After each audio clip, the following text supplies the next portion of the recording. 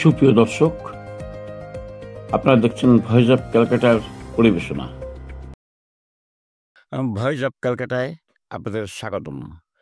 বিশ্বের জনসংখ্যার মানচিত্রে নতুন ইতিহাস গড়তে চলেছে ভারত। রাষ্ট্রসংঘের সাম্প্রতিক রিপোর্টে বলতে 2025 সালের মধ্যেই ভারত হয়ে উঠবে বিশ্বের সবচেয়ে জনবহুল দেশ। চীনের জনসংখ্যাকে পেছনে ফেলে ভারতের জনসংখ্যা দাঁড়াবে প্রায় 1.46 মিলিয়ন বা 146 কোটিতে। কিন্তু আশ্চর্যের বিষয় হলো এই বৃদ্ধি ঘটেছে এক নিম্নমুখী জনমহলের মধ্যেও।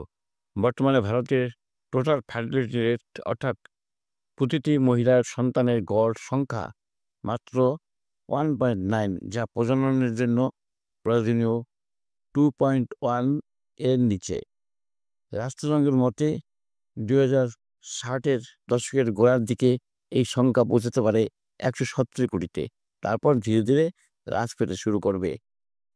এই রিপোর্টে বলা হয়েছে বিশ্বের উর্বরতার হার হ্রাস পাওয়া অস্বাভাবিক নয়, বরং এখন দরকার মানুষের পারিবারিক পরিকল্পনাকে সম্মান এবং সহায়তা করা। ভারতের বর্তমান জনসংখ্যার চিত্রটা অনেকটাই যুবপ্রবণ।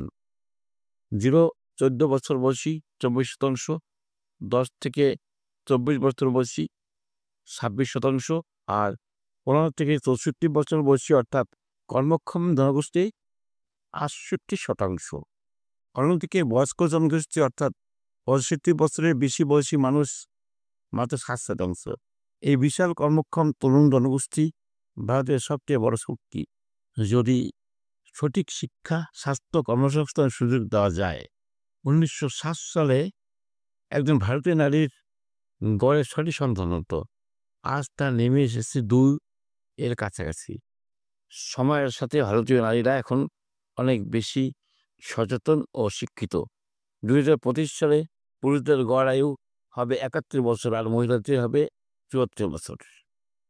বিশ্ব যখন ধীরে ধীরে জন্মহার হ্রাসে চাপে, ভারত তখন তার জনসংখ্যা দিয়ে গড়তে পারে নতুন সম্ভাবনার দিগন্ত, যদি থাকে যথাযথ পরিকল্পনা ও সুশাসন। আপনারা দেখছেন ভয়েস অফ ক্যালকাটা। সাবস্ক্রাইব করে আমাদের সঙ্গে থাকুন আরও এমন খবর পেতে। Voice of Calcutta.